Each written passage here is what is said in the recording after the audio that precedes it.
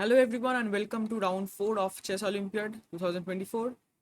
Today India was playing a very strong team, Serbia, where there was one 2700 and three approximately 2600 players who are very strong. But still India managed to win by a huge margin of 3.5 half. So we dive into the first game, uh, that is between Gukesh and Alexander Pretke. Pretke changed his federation from Russia to Serbia during this war and is now representing Serbia. So Pretke here is white and Gukesh is black. Pretke starts with e4. Gukesh plays c6, the Caro-Kann. Goes d4, d5, d5, cd5, bishop d3, knight c6, c3, queen c7, h3, knight f6. This is all very well-known theory. White goes knight f3, g6, knight a3, a6, knight c2, bishop f5.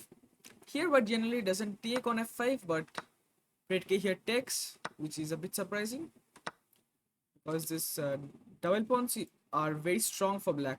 This also opens up the g file, and this e4 square is very strong for the f6 knight to jump into. White goes castle, e6, knight f3. So this knight e1, this knight is coming to d3 and then in the future to e5. Bishop d6, knight d3, knight e4, bishop h6. So this is a developing move. White says that this f4 square is taken, so I'll go bishop h6, then go queen c1 and come back bishop f4, challenging this bishop. But black goes bishop g8, continuing on his plan of putting pressure on the white king. White goes queen c1, long castle, and bishop f4. This is a very normal idea, but black has easily equalized and is almost pressing for an advantage out of the opening. So the opening has gone really bad for the Serbian grandmaster. Black goes f6 with some kind of e5 threat in the future. White takes here. Black takes, queen f4, knight e7, rook a c1 with some kind of c4 ideas and breaking open the center and attacking the black king. Black goes knight g6, white goes queen h2, rook c6. So black protects against this c4 break and also forcing the queen exchange. After which black is definitely going to be better because this knight is super strong. This knight is going to be jumping to f4 or h4 very soon, and the center is almost untouchable. White goes queen c7, king c7, rook e1, king d6, king f1. So white just tries to bring his king into the center and also get out of the spin. Black goes a5, stopping some kind of knight b4 ideas. g4. g4 is not really a good move because white could have maybe hold on to the position because g4 creates a target after fg4, hg4, a4, a3 and knight e7. So this knight move opens up this rook file, hitting the g4 pawn, and now it's a bit difficult for white to hold on to the g4 pawn because white really doesn't want to play moves like knight h2, supporting this, which is very passive. So white goes for the aggressive way. He says that I'll give up the g pawn, but I want the e5 square for it.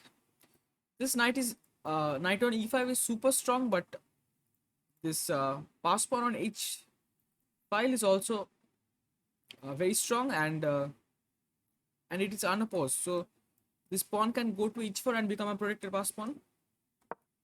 Black goes rook c8, f3, knight d2, king g2, knight f5, rook c2, and knight b3.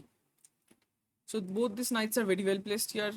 Black is now currently threatening knight d4 and just take on c2. White goes rook e2.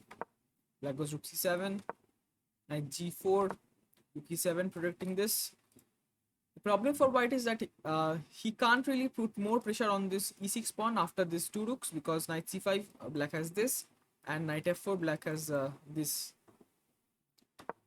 White goes rook h1, black goes knight h5, king g3, h5, knight e5, knight f5, king f2, and rook h7. So black has managed to get his pawns rolling and has got h5.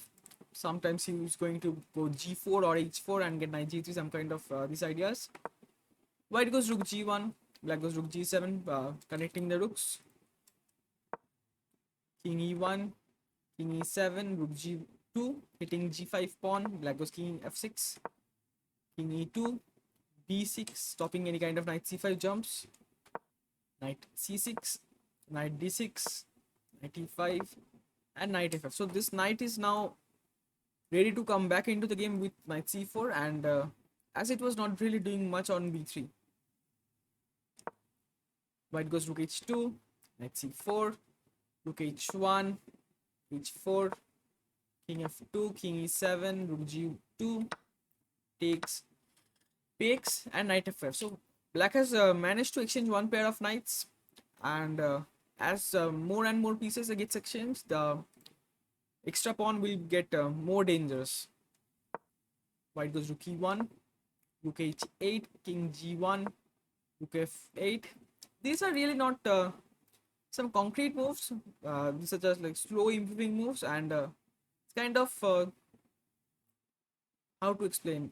Black is giving bluffs. Like here after rook f8, white might think that black will go knight d6, knight c4, which black might not go, but which after rook f8, white will be considered forced to consider this idea and has to think about do I need to react or do I can ignore it, which will cost him more time.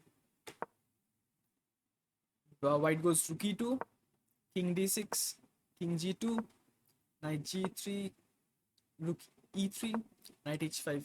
So this knight reroutes itself to f4.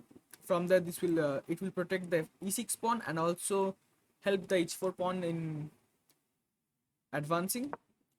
King h2, king c7, rook b1, knight f6. So Gukesh doesn't go to f4 because even after if he had gone to knight f4, there is not really a threat or a clear plan for improvement. But here Gukesh is trying to exchange these knights and thinking that this pawn will help him win in the Ruken game. King h3, knight e8, rook g1, knight d6, rook g4, b5. So Gukesh is trying to exchange it by going to knight c4, and then after knight c4 he's going to take with the b pawn, opening up the b file. Rook e2, knight c4, king g2, king d6.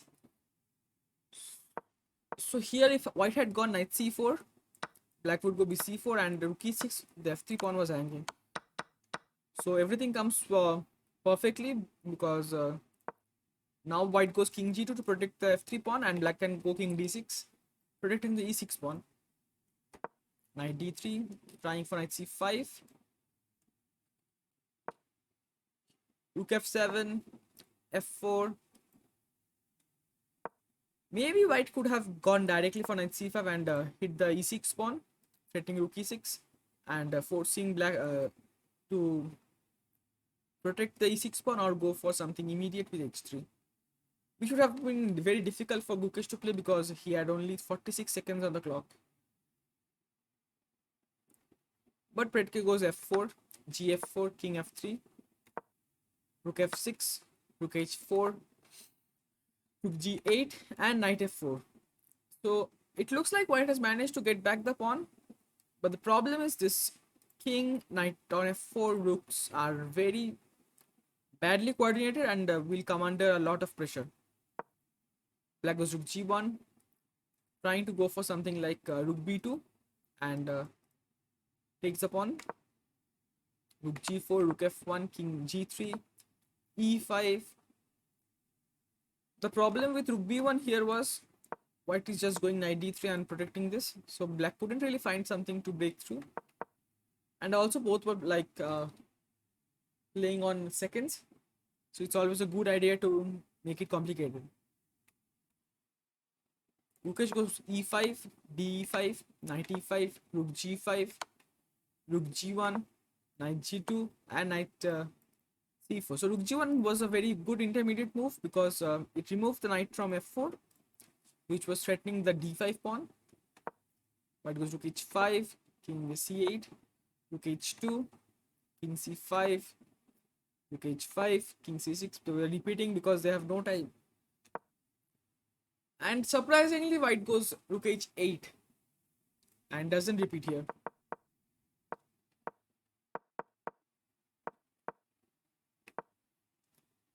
Black also goes wrong with rook b1.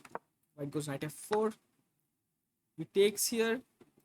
Here white could have actually drawn the game by going rook b2, knight b2, rook c8, king b7, and rook d8, hitting the d5 pawn, and with almost equal chances here. But white misplays and goes rook c8 first, king b7, and rook e8. He's thinking that this perpetual check might be saving him, but not really.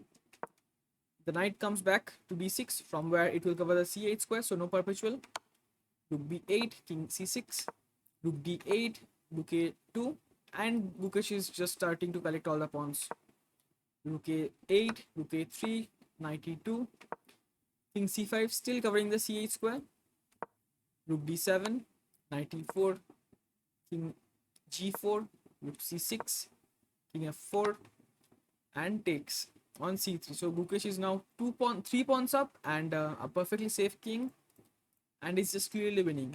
White goes knight c1, the final trick, knight d3 check, and Gukesh stops it king c4.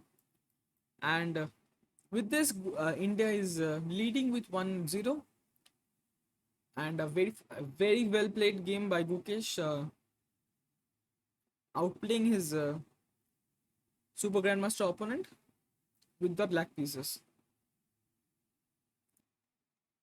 Moving on, on board 2, it was Praggnanandhaa versus Sarana, which was the closest match. Sarana is also 2700 plus player, but Praggnanandhaa was white, so it was not too much difficult. Prag starts with e4, c5, knight f3, d6, d4, takes, knight f6, knight c3, a6. The Nasdaq variation, the sharpest one. Prag goes for bishop g5, knight b7, a4, e6, queen f3. These are all pretty common theory. Queen c7, bishop e2, b6, castle, just now normal developing moves. Bishop b7, queen g3. If black had taken here, knight into e4, then the knight into e4, bishop into e4, and rook f1 opens up the e file with the various threats like knight e6, bishop h5, and black is actually lost here. So knight e4 is not possible. White goes rook at d1, knight c5, f3, castles, bishop h6, knight e8, and bishop e3. White has managed to develop everything perfectly after the opening. The queen is perfectly placed, keeping an eye on the king. Black goes knight f6 back. White goes knight b3, knight d7, knight d2. So Praggnanandhaa is rerouting the knight to c4 from where it will be hitting b6 and d6 both. Black goes rook d8, knight c4 hitting on d6, knight c5, rook d2 now doubling up and again hitting on d6. Here black goes knight h5, queen h3, knight f6, queen g3, knight h5, queen h3, knight f6, and queen g3 draw. I think which was a very good decision by Prag because this board was the closest in rating, and as Arjun won very quickly, it was a very nice decision by Prag to take the draw and just take the lead without any risk. So we move on to the third board, that is Arjun versus Injik. Injik is rated 2611, but he's actually a very strong grandmaster. And beating him with the black pieces is not really easy. But Arjun manages to do so. Not just beats him, but also beats him quickly. White goes knight f3, d5, g3, knight c6. So this is a sort of a new variation where the black directly challenges the center, saying you didn't put any pawns on the center, so I'll directly capture the center.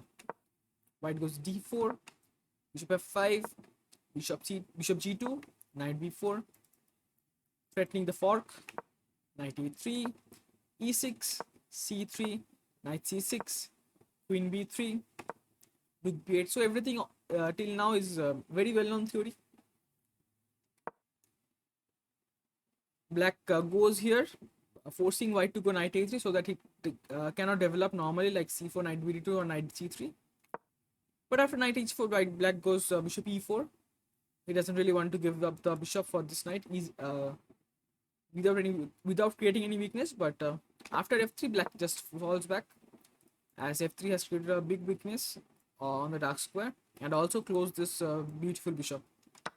White takes on g6, 8g6, e4, breaking open the center, knight f6, bishop g5, bishop e7, bishop f6. I think bishop f6 is a very bad move because after gf6, this king has a very nice shelter on g7 with the h file open, and actually black is now at least equal, but I think black is down, starting to press.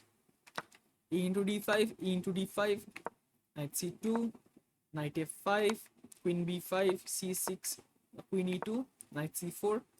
So everything is now very well placed for black. b3, knight d6, castle, and king f8. So the interesting point is black could have castled here, but he didn't castle because he wants to keep the rook on h8, hitting the h2 pawn always. So black goes king f8, knight e1. I think white should have gone this rook e1, threatening queen e7 and stopping king g7, but it really doesn't matter much because black will go f5 first, bishop f6, then king g7.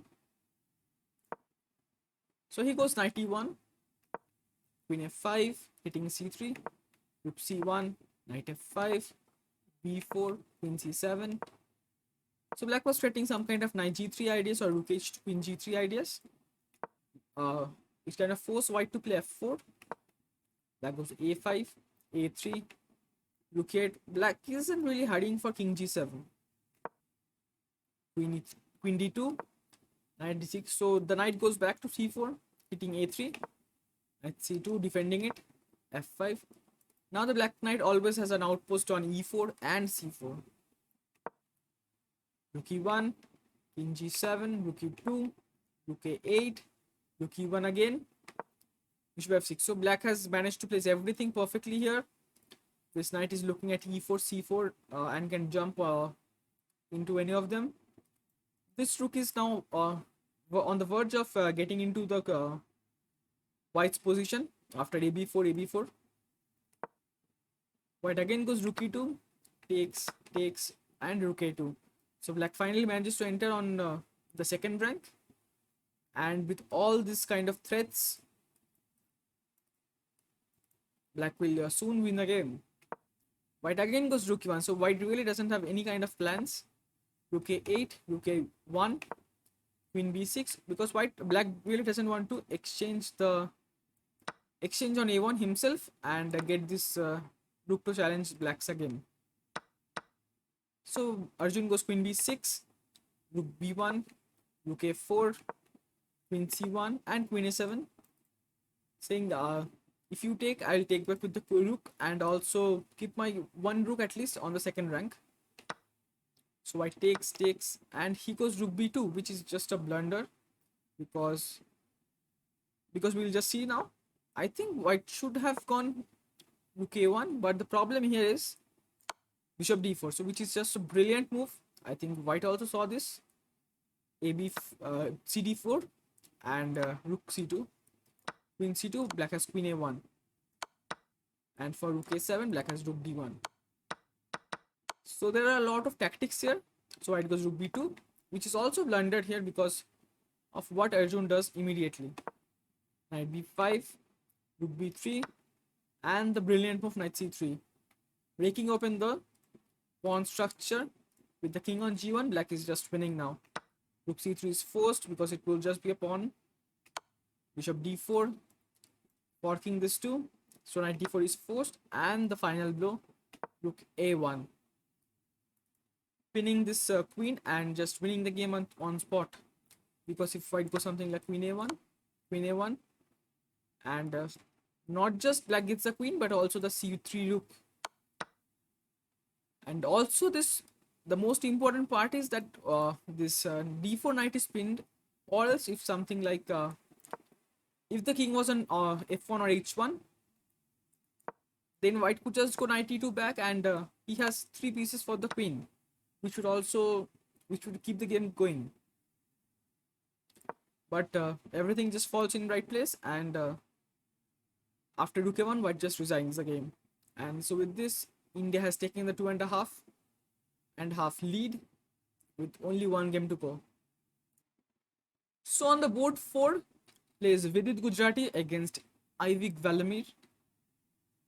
Vidit had the white pieces and was rated almost 120 points above Ivik. So he was a clear favorite to win the game. So Vidit goes d4, the queen's pawn opening, d5,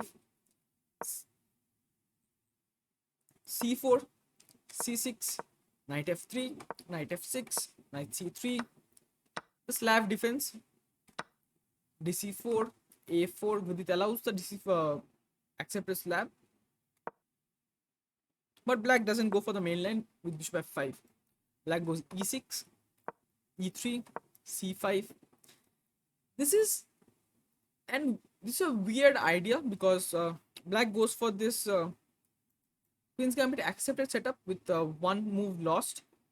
Generally, black goes something like d5, c4 takes, knight f3, knight f6, e3, e6, bishop c4, c5, castle, a6, a4, and something like knight c6 and knight c3. But what happened in the game is c5, bishop c4. So as you can see, white is just 1 move, almost 2 moves ahead with a4 and knight c3. Black goes cd4, cd4, knight c6, castle, bishop e7, queen e2. The point being knight d4. White can just take back, queen d4, and knight b5, hitting the queen and knight c7. If black goes something like queen b6, white has a5, queen d8, bishop f4. With all the pieces coming in, it's just game over for black. So black doesn't take on d4.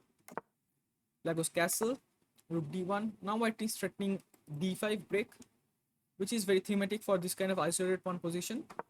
Black goes knight b4, a5, bishop d7, and knight e5. The knight is really well placed on e5 with an eye on f7, and sometimes threatening knight f7 and queen e6, which might be dangerous. So black goes to bishop e8, protecting this f7 pawn, h4, king h8, h5. So white starts pushing for the king set attack because he has the isolated pawn, and the person who has isolated pawn always goes for the attack because he has a lot more space to mobilize his pieces. Black goes h6, bishop f4, knight d5, bishop d2, a6, queen f3, rook c8, knight d5, knight d5, rook c1. So even though it's said that you should not really exchange pieces if you have the isolated pawn, because it allows to help the opponent get rid of his minor pieces, which would be much easier now to coordinate in the less space.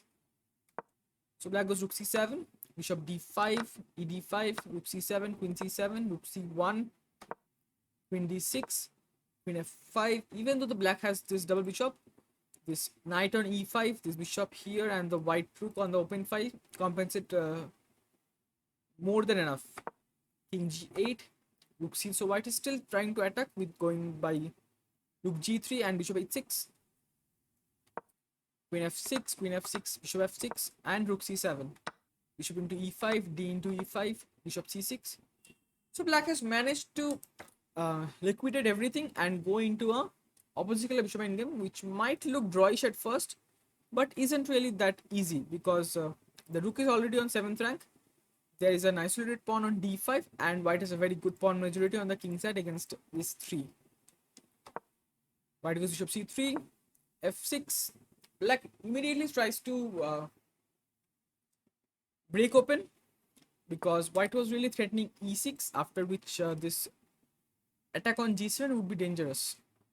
So after f6, ef6, gf6, rook e7, rook f7, rook e6, d4. So this is a very thematic move, opening up the bishop by giving up a pawn, bishop d4, rook d7. Here, if white had taken here, bishop f6, black had this king f7 move, after which black just gets the exchange and is equal, takes bishop c3. So white goes bishop c3 here, rook d5, black is hitting this, takes f3, rook g5. So if white had gone rook h6, black was threatening bishop f3, king h2, rook h5, king g3, rook g5, king f2, h5. So it's a very interesting position because white is a pawn up, but black has this opposite color bishop. So white is never going to get past this bishop and queen his extra pawn. But what white can do is, in the future, white can try to sacrifice the rook for the bishop, and as the bishop is so strong, run in with the king and take all the pawns and queen. So white plays rook h6, keeping an eye on h5, king f7, king g1, rook f5, king h2, rook g5, rook d6. So white was trying to go to king h4 and just round up and take the h5 pawn. And but after king h2, black had this bishop d7 check. So white first plays rook d6, stopping bishop d7, rook f5. Now white goes king h3, rook g5. Black says, okay, you got king h2, but you can't play king h4 because the g2 pawn is hanging. So white goes rook d2 to protect this g2 pawn. Black goes rook d5, rook e2. Here black had to find this bishop b5, which was not really that easy. So he goes rook d1, white goes king h2 back. He should have gone this king g3, king f4 stuff, but anyway, king h2 is fine because white doesn't need to hurry. White goes back rook d, black goes back rook d5, rook e4, rook f5, rook d4, rook d5, rook f4 check, king e6. The more and more the king goes to this side, the h5 pawn will become weaker. King e6, rook f6, king e7, rook h6, king f7, king h7, rook g5. And here white plays a very suspicious move, g3. He's saying that you can't take my f3 pawn because I'll go rook f6 and just fork the bishop. On the other hand, I have removed my pawn from g2 and I'm threatening king h4. Black goes rook d5. Here black should have gone rook f5, hitting the f3 pawn, and after f4, I think black has enough compensation with bishop f3 to hold the draw. But black goes rook d5, king h4, and rook d1. He could have still gone something like rook f5, hitting this and protecting the h5 pawn via bishop f3. But after rook d1, white goes f4. Even though this h5 pawn is not falling, this king can enter through g5 and f5. Rook h1, king g5, rook h3, rook h7, king e8, bishop e1, rook h1, bishop b4, rook h3. It repeats one time, and after rook h1, he goes bishop f2, rook h2, bishop c5, and rook g2. So black is saying that you can enter with the king, but you are not mating me here, and if I can take one pawn, I should be very close to a draw. Rook e7, king d8, and rook e1, rook e3. So the rook comes back defending the g3 pawn, and there is no h5, h4 because of king h4. But black takes this b2 pawn, which is not really that important because this one pawn is covering this two. White just gives a check, king d7, and just picks up the h5 pawn. Now white is just clearly winning because these two pawns are connected, and in an opposite color bishop, connected pass pawn always wins. King d6, g4, rook g2, f5, bishop d5, g5, rook h2, king g6, rook h8, f6. White is like slowly and steadily pushing his pawn, and will soon be on the 7th rank and winning. Rook g8, king f5, bishop f7, rook e7, bishop g6, king f4, rook c8, trying to get active with the rook and give some checks here, but white just ignores it and goes rook g7, hitting this, threatening f5, g6, bishop b1, and here the brilliant move bishop c7. If black takes here, rook c7, king c7, f7 queens. So black has to go king e6 or king d5, and this file is just now closed. White goes rook d7, king c6, rook e7, bishop g6, king e5. I think f7 is also still clearly winning, but king e5 is also fine. Rook h8, white goes f7 now, rook f8, king f6. So if black just takes here, takes, king c7, this g pawn finally reset the game. This is why the two pawns are so important in opposite color bishop and game. So with this win, Vidit finishes the match off with 3.5 half, and India is just cruising to victory in all the games now. After 4 rounds, India has just lost 1 point and is now clearly at the first place with 1.5 points in the tie breaks. Tomorrow, India is playing Azerbaijan, which is a very, very strong team, but of course, India is still the favorites. So, if you guys like this kind of content and want to see more of this, please like and subscribe. Also, if you guys have any kind of suggestion, please write in the comment section. I'll definitely try to improve. Thank you for sticking till the end, and see you guys tomorrow with round 5 recap. Bye bye.